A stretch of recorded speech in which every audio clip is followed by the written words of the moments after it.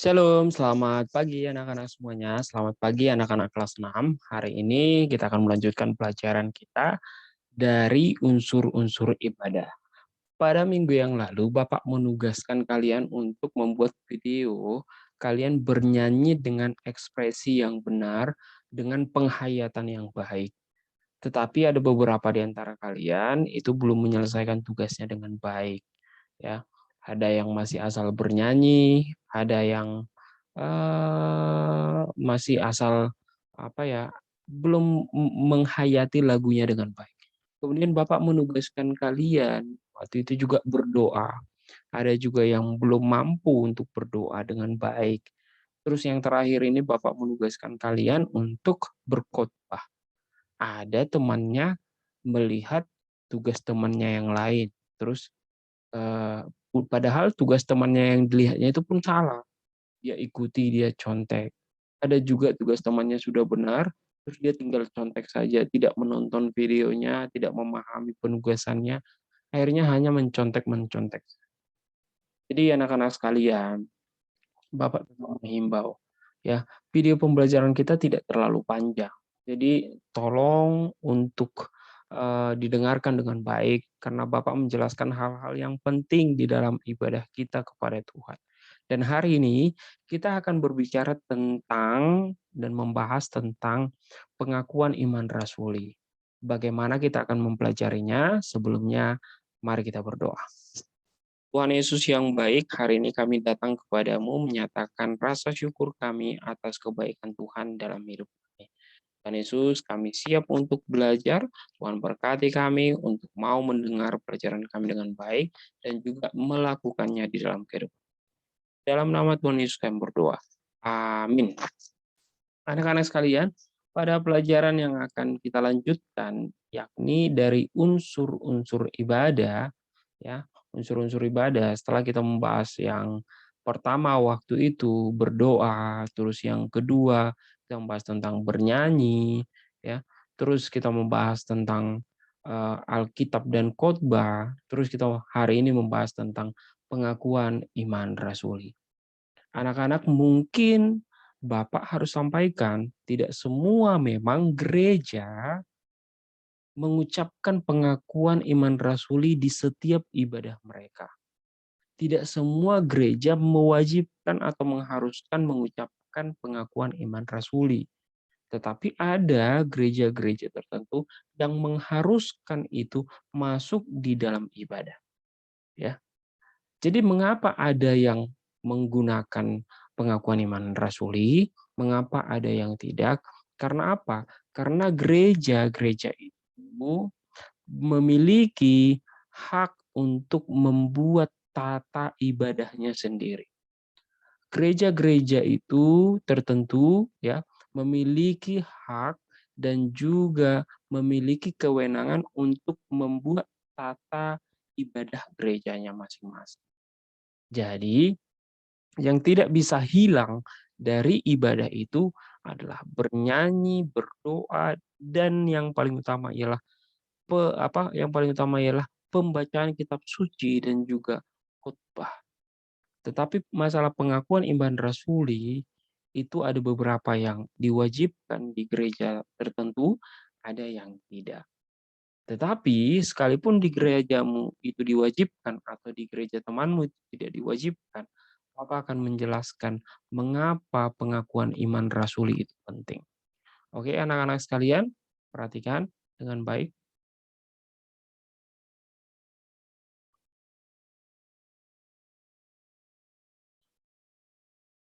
Oke, pengakuan iman, ya, pengakuan iman itu semacam kita mendeklarasikan, mengungkapkan, memberitahukan kepada orang lain. Apa?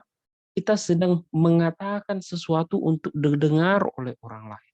Jadi pengakuan iman adalah rumusan dari ajaran dasar gereja pada gereja mula-mula yang dibuat berdasarkan amanat agung oleh Yesus Kristus, berdasarkan amanat agung Yesus Kristus untuk menjadikan segala bangsa muridnya, membaptis mereka dalam nama Bapa, Putra dan Roh Kudus.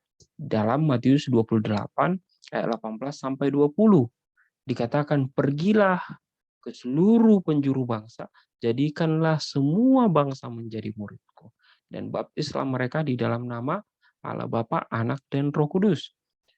Kemudian pengakuan iman rasuli ini merupakan rumusan, ya, rumusan intisari dari pengajaran kekristenan. Jadi anak-anak sekalian, pengakuan iman rasuli itu adalah di mana kita berdiri mengungkapkan iman kita, menyatakan iman kita, mendeklarasikan iman kita, mendemonstrasikan iman kita, memberitahukan kepada semua orang tentang siapa yang kita percayai. Jadi pengakuan iman rasuli itu adalah untuk mengungkapkan, ya, rumusan yang mengungkapkan tentang inti dari apa yang kita percaya. Jadi semua orang yang percaya kepada Tuhan Yesus, percaya kepada Allah, apakah bisa mengungkapkan iman rasuli? Bisa. Apakah harus mengungkapkan iman rasuli? Harus, ya, harus, ya. Karena apa? Karena pengakuan iman rasuli merupakan rumusan intisari dari seluruh inti dari kepercayaan kita kepada Tuhan. Tetapi apakah itu dalam ibadah wajib? Tidak semua gereja mewajibkan. Tetapi apakah harus kita tahu? Harus kita tahu karena ini adalah rumusan daripada iman kita kepada Allah. Rumusan dari ajaran iman kita kepada Allah. Anak-anak sekalian, perhatikan. Isi daripada pengakuan iman rasuli dikatakan seperti ini. Aku percaya kepada Allah Bapa yang Maha Kuasa, Khalik langit dan bumi. Aku percaya kepada Yesus Kristus, anaknya yang tunggal Tuhan, yang dikandung dari Roh Kudus, lahir dari anak Maria, yang menderita sengsara di bawah pemerintahan Pontius Pilatus, disalibkan, mati dan dikuburkan, turun dalam kerajaan maut, pada hari yang ketiga bangkit pula dari antara orang mati, naik ke surga, duduk sebelah kanan Allah, Bapa yang Maha Kuasa, dan dari sana ia akan datang untuk menghakimi orang yang hidup dan mati. Percaya kepada Roh Kudus, gereja yang kudus dan am, persekutuan orang-orang kudus, pengampunan dosa, kebangkitan orang mati, dan hidup yang kekal. Ingat anak-anak, ini kalau kita hitung 1, 2, 3, 4, 5, 6, 7, 8, 9, 10. Ya, rumusan ini berasal dari Alkitab. Yang pertama, Bapak mau sampaikan, aku percaya kepada Allah. Semua orang Kristen harus percaya kepada Allah. Dan tidak ada orang Kristen yang tidak percaya kepada Allah Bapa yang Maha Kuasa, Khalik langit. Semua orang Kristen mengakui bahwa pencipta langit dan bumi adalah Allah Bapa yang Maha Kuasa. Jadi oleh karena itu, apakah salah kita mengucapkan pengakuan iman rasuli sekalipun di gerejamu tidak mengungkapkannya? Tidak salah. Ya. Terus yang kemudian, aku percaya kepada Tuhan Yesus, kepada Yesus Kristus, anaknya yang tunggal Tuhan kita, yang dikandung dari Roh Kudus, lahir dari anak Maria, yang menderita sengsara di bawah pemerintahan Pontius Pilatus, disalibkan dan mati dikuburkan, turun dalam kerajaan maut pada hari yang ketiga, bangkit pula dari antara orang mati, naik ke surga, duduk sebelah kanan Allah Bapa yang Maha Kuasa, dan dari sana ia akan datang kelak untuk menghakimi orang hidup dan yang mati. Ini pun berasal dari Alkitab. Kalau tadi poin pertama, aku percaya kepada Allah, Bapa yang Maha Kuasa, Khalik langit dan bumi. Itu berasal dari Kejadian pasal 1 ayat 1. Pada mulanya Allah menciptakan langit dan bumi. Ya. Jadi ingat, rumusan tentang pengakuan iman rasuli itu berdasarkan Alkitab. Nanti Bapak akan jelaskan kenapa dirumuskan, ya. Kenapa dirumuskan, ya. Kenapa harus dibuat pengakuan iman rasuli? Nanti Bapak akan jelaskan. Terus kemudian aku percaya kepada Yesus Kristus, ya, anak yang tunggal Tuhan kita, itu tertulis sebagaimana diceritakan dalam Kisah Perjanjian Baru, kitab Matius, Markus, Lukas, tentang kelahiran Tuhan Yesus dari anak darah Maria. Terus yang menderita sengsara di bawah pemerintahan Pontius Pilatus, itu diceritakan dalam kitab Matius, Markus, dan Lukas. Pada hari yang ketiga bangkit pula dari antara orang mati. Kalian pasti mengetahui, banyak sekali ayat-ayat Alkitab yang menceritakan tentang Yesus mati di kayu salib. Ya. Jadi itu berdasarkan Alkitab. Terus Yesus bangkit dari antara orang mati. Ya. Pada hari yang ketiga, ya, ketika Maria dan para perempuan-perempuan datang ke kubur Yesus mau meminyaki Yesus, ternyata kuburnya sudah kosong. Pintu kuburnya sudah terbuka. Ternyata Yesus sudah bangkit. Itu dari Alkitab. Kemudian, ya, pada hari selanjutnya, ya, hari ke-40, ya, pada hari yang ke-40 akhirnya Yesus apa? Yesus naik ke surga, ya. Itu yang kita peringati dengan hari kenaikan. Ya, hari kenaikan. Baru nanti hari ke-10 hari lagi, hari ke-50, baru Yesus mengutus Roh Kudus turun. Itu namanya Pentakosta, hari turunnya Roh Kudus. Dan dari sana ia akan datang kelak untuk datang untuk menghakimi orang hidup dan yang mati. Dan dijanjikan di dalam Alkitab bahwa Tuhan Yesus akan turun kembali dari surga. Untuk apa? Untuk menjemput orang-orang percaya. Terus poin yang ketiga, aku percaya kepada Roh Kudus. Ya. Roh Kudus adalah yang diutus oleh Tuhan Yesus. Ya. Setelah Tuhan Yesus naik ke surga, diberilah Roh Kudus kepada kita sebagai penghibur untuk membimbing, menuntun, memelihara kehidupan kita di tengah-tengah dunia. Gereja yang kudus dan am. Gereja adalah wadah atau tempat orang-orang percaya berkumpul, bersekutu untuk belajar mengenal siapa Tuhan kita, Allah Bapa, Anak, Yesus Kristus, dan Roh Kudus. Persekutuan orang-orang kudus, yakni kita orang-orang percaya. Pengampunan dosa. Kita meyakini bahwa Tuhan Yesus telah mengampuni dosa kita. Kebangkitan orang mati, kita mengakui bahwa orang-orang mati nanti akan dibangkitkan untuk mendapat keselamatan dan hidup yang kekal bagi orang-orang percaya. Jadi semua yang tertulis dalam pengakuan iman rasuli ini dituliskan berdasarkan Alkitab. Jadi apakah salah kita mengungkapkannya sekalipun di gereja kita tidak mewajibkannya? Tidak salah. Tetapi apakah harus di setiap ibadah ini diwajibkan? Bisa iya, bisa tidak. Ya, itu kembali ke gereja kita masing-masing. Tetapi pengakuan iman rasuli itu berdasarkan Alkitab, dirumus oleh bapak-bapak gereja, di mana waktu itu banyak sekali orang, ya, banyak sekali orang belum mendapatkan Alkitab, belum mempunyai Alkitab, belum apa ya Bapak katakan, banyak sekali serangan-serangan dari kepercayaan-kepercayaan lain kepada mereka. Banyak sekali mereka yang tertindas karena percaya kepada Tuhan Yesus. Akhirnya bapak-bapak gereja, ya, merumuskan ajaran intisari daripada iman Kristen. Banyak sekali orang-orang pada saat itu, ya, pada saat itu tertekan karena mereka itu dianiaya oleh kepercayaan-kepercayaan lain. Bapak-bapak gereja merumuskan 3 hal ini, ya. Supaya apa? Percaya kepada Allah Bapa, percaya kepada anaknya Tuhan Yesus Kristus, percaya kepada Roh Kudus. Dan gereja menjadi tempat kita bersekutu di tengah-tengah dunia untuk belajar Allah. Jadi oleh karena itu anak-anak sekalian, Bapak mau sampaikan kepada kalian, ya, bentuk dari pengakuan ini dapat kita katakan sebagai bentuk pengakuan yang berpola Tritunggal. Artinya semua gereja Kristen mengakui Tritunggal, yakni Allah yang Esa, ya. Allah yang Esa, tetapi memiliki 3 pribadi, Allah Bapa, Anak, Tuhan Yesus Kristus, dan Roh Kudus. Pada butir yang pertama itu memperkenalkan kita tentang Allah, mengenal Allah, mengenal Bapa Allah kita, dan karya-karyanya, yakni sebagai pencipta alam semesta.